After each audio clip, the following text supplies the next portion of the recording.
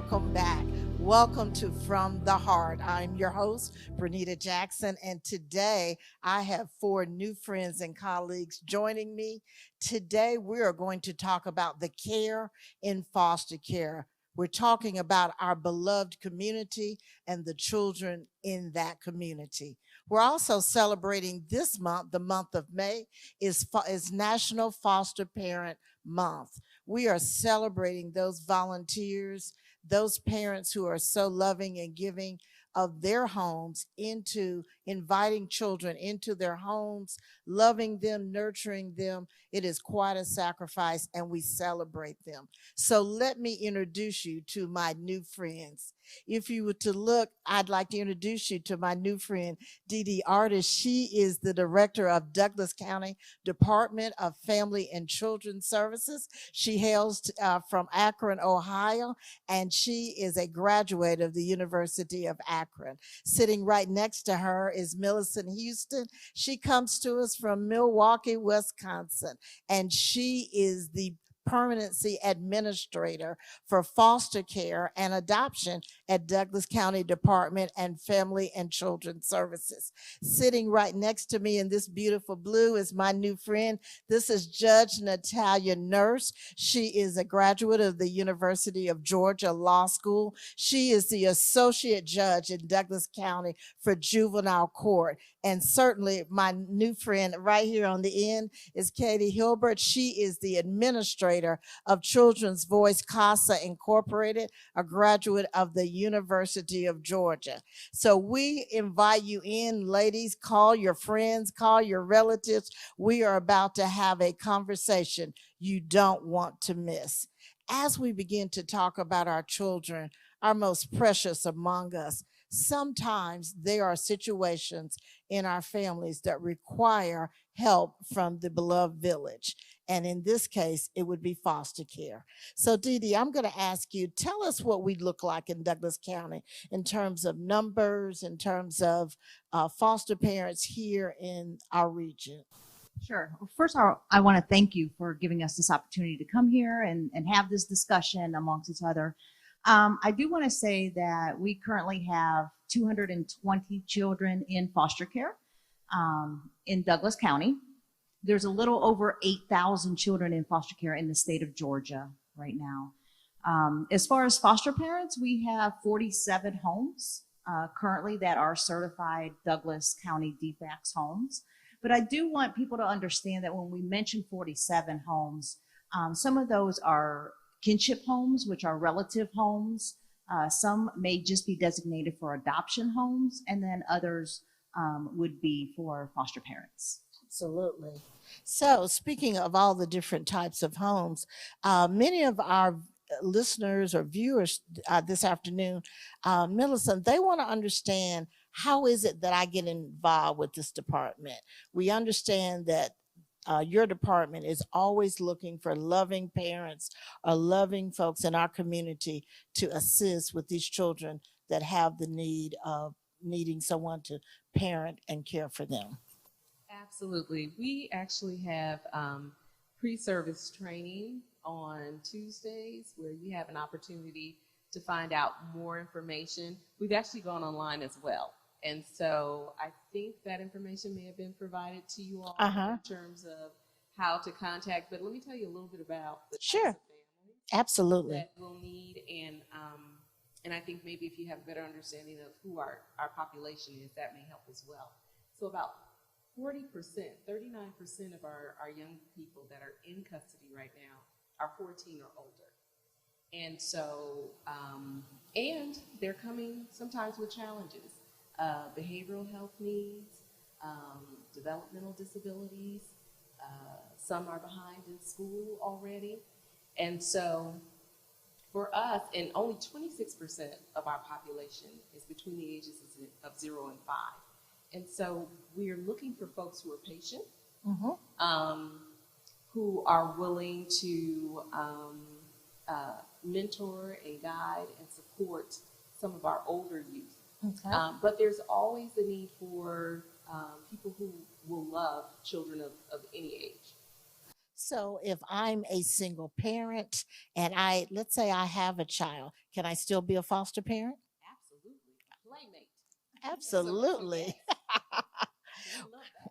Oh, good, good. So, Katie, so every child that comes into the system, as I understand it, gets to have someone from your department help represent them. Help us understand what CASA does. Yes, that is absolutely the goal for each child in foster care to have a court-appointed special advocate. And our volunteers are everyday people who have been trained and are supported by CASA to make sure that that child has everything that they need while they're in care. They advocate for their best interests, and we get the pleasure of serving at Judge Nurse's court, and that means that our volunteers go to court, help provide unbiased information to Judge Nurse so that she has all the information she has that she needs, and that we really just act as a safety net to ensure that that child gets what they need and that they're not falling through the cracks. And so we absolutely need more volunteers, always. We're always recruiting. And we have a pre-service training requirement, and I believe we've given all of the information on our website. Absolutely. So as we end our program, you all will be able to see contact information for Department of Family and Children's Services and for CASA. Now, Judge Nurse, you are the gatekeeper for juvenile. Policies are set. And so many that are watching us this afternoon, they don't know that before a child comes into care, that there really has to be someone looking at that. But as I understand it, the juvenile judge holds a really unique place in our community, not just from the judicial standpoint, but from the advocacy and from a very caring standpoint. Can you kind of tell us how you interface with this department and CASA as well? So I'd like to think that we operate as sort of a team approach with the vast majority of cases that we see. The end goal is to get that child or children back home. Foster care is meant to be temporary to allow the parents or caregivers to address the issues, whether it be substance use, mental health issues, those sorts of things. And once they have done that and we've seen behavior change and it's safe for those kids to go back, that's what we ideally like to do. I will say that, yes, I am one of the gatekeepers, but I do have a chief judge who appointed me. And so it's two of us, Judge Michelle Harrison. We are both on call 24 hours a day, 7 days a week. So it's not uncommon for some of our DFACS caseworkers to call and say, hey, Judge, I've got an emergency. This is what we're asking for.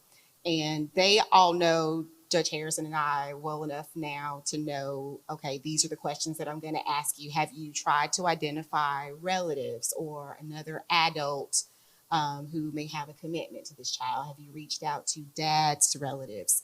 Have you absolutely beaten the bush to try to think of other alternatives so that we don't have to send a child into foster care?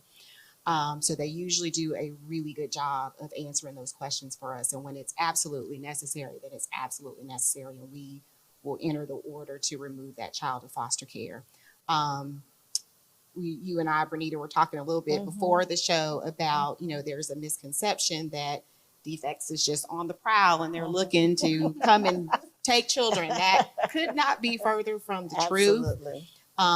Because those of us who have been immersed in child welfare law understand the dynamics and how traumatic removal can be for a child. To us, we see the problems with the parents and we're saying, oh, this isn't safe to you. But to that child, that's mom or dad. I love them no matter what's going on. And so we absolutely try our best to remedy that and look at alternatives before we do that. Today, chopped steak. We're gonna have that 40 weight gravy on it and those chopped onions, and we're gonna slather that over some white rice And man, I got this Nike socks off for Cardi Rum Pound Cake. Y'all ready to eat? Let's go.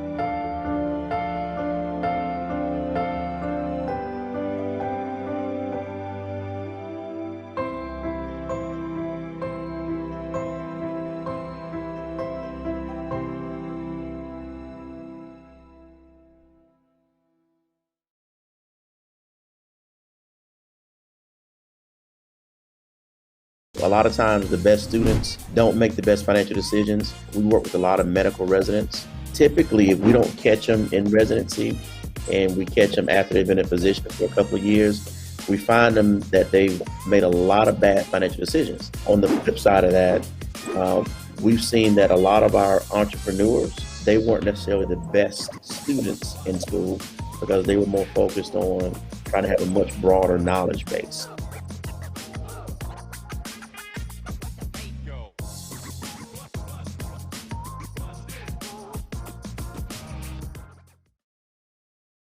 So you were mentioning family preservation, Dee Dee, and I guess Millicent. What happens when this child, say, is placed into care? But what is happening with the family? What's happening with mom and dad? What opportunities or what is happening with them while we have a child placed into with a foster parent? There's, well, there family preservation efforts Okay. to literally preserve the family, but there is a family preservation program, and those are our intact families. And so an investigator has gone out, they've assessed the situation, and they've determined that, you know, the safety level or the safety threat doesn't rise to the level that we need to remove the child from the home. So they can stay in the home with a plan, with a safety plan, and then that's monitored.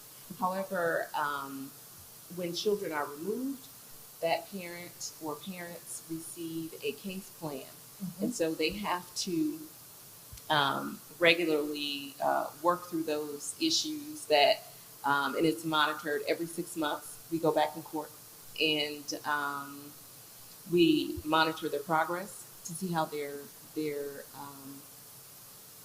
progressing towards their case plan goals, and we're on a time frame.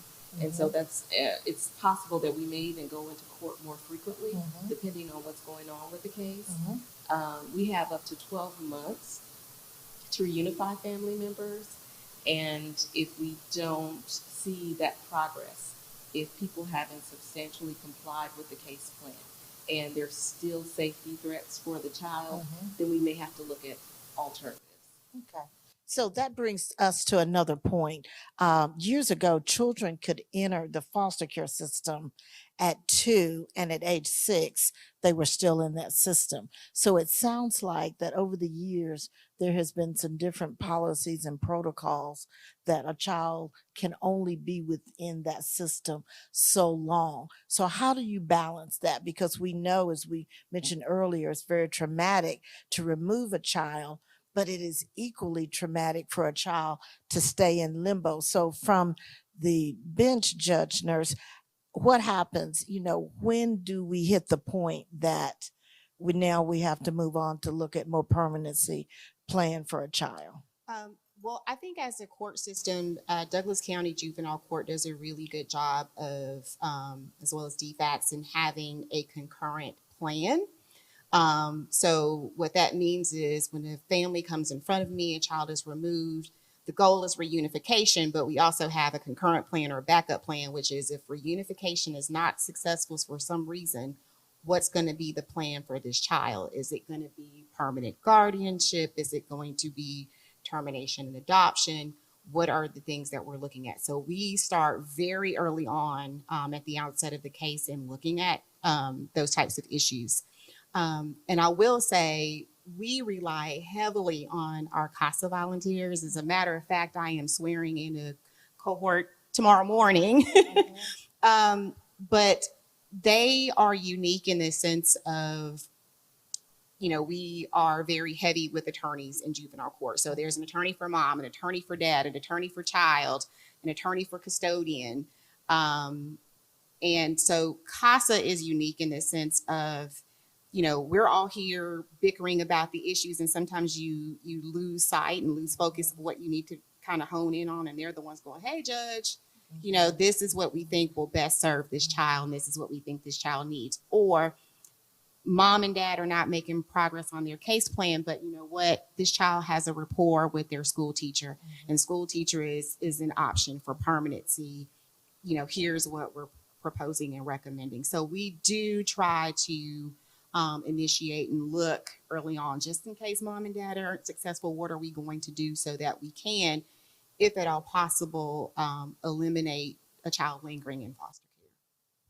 So you mentioned that the majority currently of your children that are in care are adolescents. And so we know adolescence can be a difficult time for the child and for the parent. So given that, many families want what they perceive as young children, or, you know, when they're kind of still cute and fluffy. And so adolescence is a bit different because it depends on what phase we're in this week. You know, we may be in a dark phase this week, and we may be a flower child by next week. So how is it that with an adolescent that you're able to get them into forever homes? Because I realize that many people who are looking to adopt or to foster for a long period really often favor the younger child. So what is it that you have to do to prepare the community to understand that these adolescents really need? There's so many opportunities to mold and grow with those older youth. I'm also an adoptive mother, and I met my daughter through DFACS at age 14. So for me, I can sell it because I believe it. Right. It's they're more independent. There are levels of engagement that you can have with your adolescent that you're not going to be able to have with your 4-year-old, that you can have with a 14 or a 15 or a 16-year-old. And so I find them hilarious. They keep me young. They explained to me what CAP was. I thought that was something that goes on your head. But they, in terms of just, some of it's just a matter of who you have a heart for. Okay. I do have a heart for teens. And so for me, it's very easy. That's not a difficult one, but I do think it requires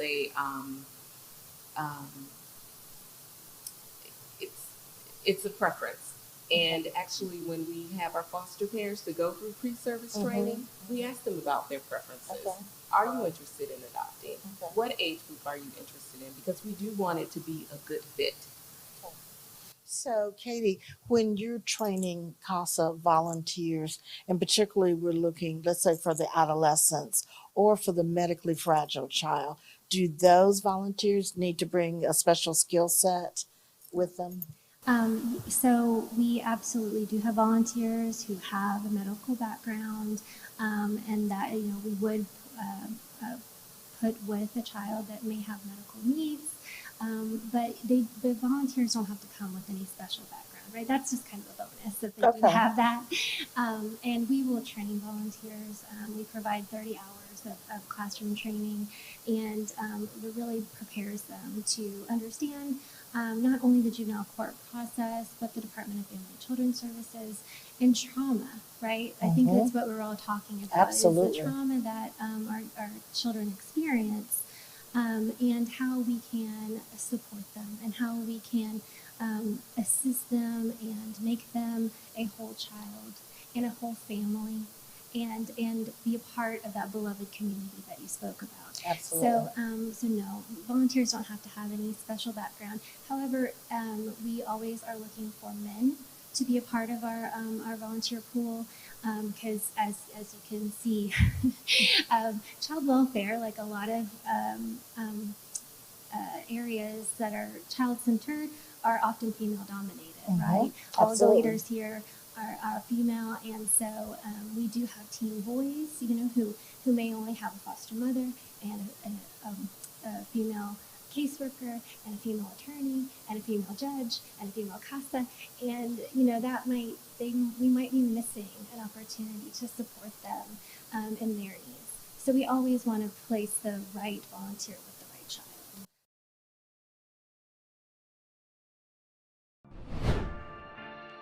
Well, at first, I think they thought that he was imaginary. Her dad, he kind of accepted me right off. It was like we were almost like we already knew each other. But Mama, I tease her till this day. I say, you ain't even like me.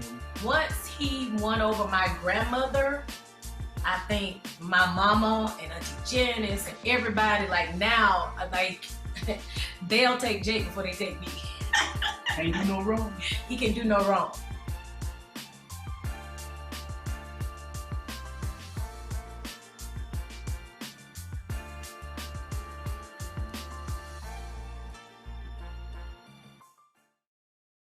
When I was in foster care, I never knew when I would have to move, so I always had my suitcase ready to go. Then one day, I was adopted. My new parents opened their hearts and home to me.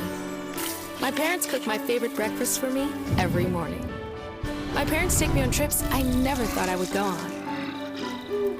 They gave me a home and an even better reason to use that suitcase. My parents aren't perfect, but they're perfect for me.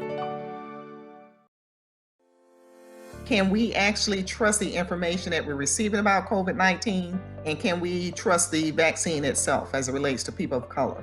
I feel so intimately connected to this topic of mistrust as it relates to the African American community because of the unethical practices of the past that we've experienced. As far as trusting the information that we receive about the vaccine, I would advise persons listening is to consider the source of your information.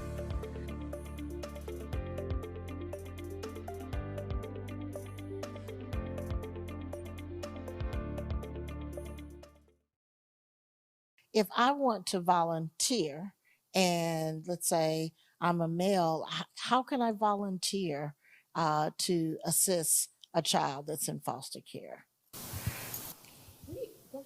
Well, I think for us, from the DFAC's point of view, we're always looking for mentors. Okay. Our kids need outlets. They need connections, positive connections. And I think sometimes adult males who may be involved with sports can bring those kids in and have that fellowship, but also have the connections and the outlet and the encouragement and just modeling positive behaviors to these, especially our young men, our young men, youth. I think it's really important. But even for our females, we have a lot of females, when we're talking about the kids that are coming into our care, they've experienced trauma. Yes. And as Judge Nurse had alluded, it is still their mom and dad, but we see that mom and dad has some things to work on and may not have allowed a healthy environment for these kids to grow up to be healthy adults. And so it's really important that, especially our teenagers, that they're getting connected with healthy adults while mom and dad are working on themselves. And so that way they can learn those skills as they're remaining in our foster care, so that when they do return home, as our first goal is that, they can take those learned lessons and apply them when they're back home with mom and dad. And then mom and dad can support these kids. in growing even further into adulthood. So it's really important that we have volunteers or mentors, boys and girls clubs. There's other mentor programs out there. I know that Millicent and her team is always looking for mentors to help with our youth. And so, some of these providers out in our community that provide that opportunity for those volunteers would be awesome. Absolutely. So tell me a little bit about grandparents, because grandparents are another layer. If I'm a grandparent and now I want to foster a child, is that a possibility? Absolutely. You can foster your own grandkids. Sometimes that happens. Or if you've raised your kids and you have a heart full and maybe some empty bedrooms, we encourage you to participate as well. You can be as young as 25, and I don't know that we've set an age limit on how old you are to foster. Well, that's amazing, because I think there are folks in the community that are probably watching now that understand that there is a problem, but didn't understand the depth of the problem. So help me understand resources for these young people. So if I foster a adolescent, one who has experienced trauma, we know trauma is either experienced or witnessed, and most of the children, I'm sure, fall in one of those two categories. Are there resources to help me help this child move into a healthier state? Nearly all of our children that are in custody are participating in some type of therapy, individual therapy, family therapy.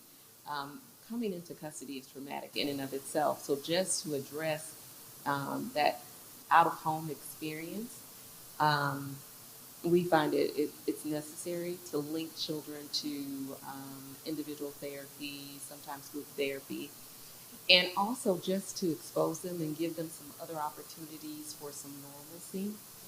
Kind of going back to that mentoring component. A lot of our young people, because they've been exposed to a lot of the human services professionals, I hear them saying, oh, I want to be a social worker, I want to be a psychologist, I want to, something associated with the foster care experience.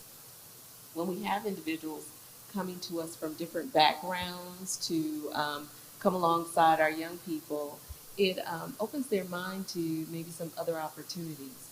And it's amazing the difference that a caring adult, caring, committed adult can make in a child's life. Okay. And I would also add, with the foster parents, they also build a support system amongst themselves. Here in Douglas County, we have a Douglas County Foster Parent Association, which provides support to the foster parents.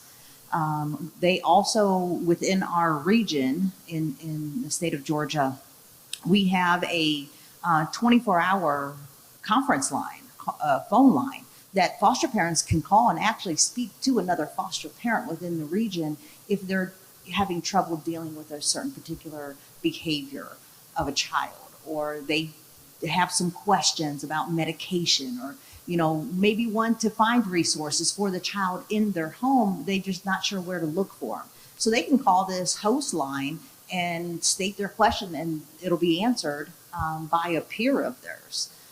So we tried to provide support to our foster parents. I think we all agree that foster parenting is tough. And so, they need just as much support as, the parents or the children or the foster care staff that do the work. They need that support too, and that's offered to them. So, Judge Nurse, these identified resources, is it just something that is on a plan that would be a good idea, or does those resources or the request for those resources come down by order?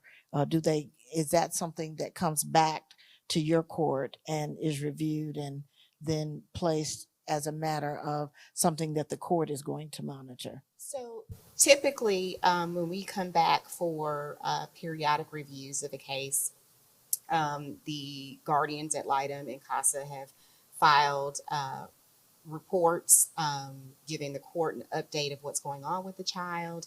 The child's having certain behaviors that need to be addressed. and what's recommended, or foster parent, they have the right to speak and be heard when they are appearing for hearings. And so I give them that floor and that opportunity because they are the ones who are living with that child day to day. And if they have concerns about a certain behavior or a recommendation, then we hear them, and we have a dialogue about what needs to happen and what needs to be ordered. If the child needs an updated psychological assessment, or maybe a medication change may be appropriate. So absolutely, we keep that dialogue open for them to discuss those things with us, and we can often either update our case plans or put that in an order that those things and services need to happen. Wonderful. So what happens to our children? I came into foster care later. Now I'm high school graduation. I'm about to age out. What happens? Young people are actually allowed to sign themselves back into custody voluntarily and can remain in care up till age 21. There are a number of supports that are available for our older youth. Actually, any of our youth between the ages of 14 and 21, we have what's called an independent living program, and they provide tutoring support services, life skills training, post-secondary education assistance. There's any number of, there's individual development accounts where they actually match funds that the young people earn. So they do what they can to help them to have a successful transition to adulthood. That sounds amazing. So ladies, one thing that we know that our children, it is a village, and it's going to take this community to rally around our children to place them in healthy and happy environments. So as we come to a conclusion for this discussion, Dee Dee, tell me, what is it that you would like for our community to know about the foster care program here in Douglas County?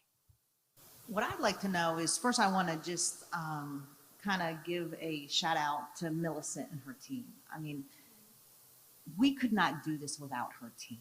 The hard work that these case managers and these supervisors put in with providing services to families, to parents and adults, to making sure that children are safe in foster care, and then assessing when it's safe to be returned back home. Just the countless hours, evenings and weekends that they put in is just astronomical. So I want to say that thanks to Millicent and her team for that. We have a really good group working. I think our staff really have a heart to be in this field. They want the best for these kids. They will advocate for their children.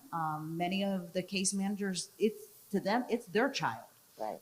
And that's how they view the child. And they will advocate for such and go toe-to-toe with someone who may be arguing differently. So, we really do have the best interests of our children. We have services that are available in Douglas County for our parents in working on the concerns or the issues that have been identified that places the children in a unsafe environment, so that we can work toward keeping them on track to move these kids back home. And our whole goal is, as Judge Nurse indicated, foster care is meant to be temporary. It is not meant to be long-term. Our goal is to have these children seek permanency within 12 months of coming into care. So there's a lot of hard work that's going on in the beginning to get services started. And, we're just working toward achieving the permanency for our kids and supporting our foster parents through this process. Thank you. Well, thank you for joining us this afternoon. We are so glad that I got to introduce you to my 4 new friends and colleagues. We're talking today about care of those that are most precious to us, those children in our community in foster care. At the end of this program, there will be information. If you want to be part of the solution, part of our beloved community, part of the village, please reach out to these ladies. These are the ladies that are really carrying the advocacy banner and the care for our children in this community. Again, this is From the Heart. All of the matters of life come from the heart. I am your host, Pranita Jackson, and I am so glad that you tuned in to be with us.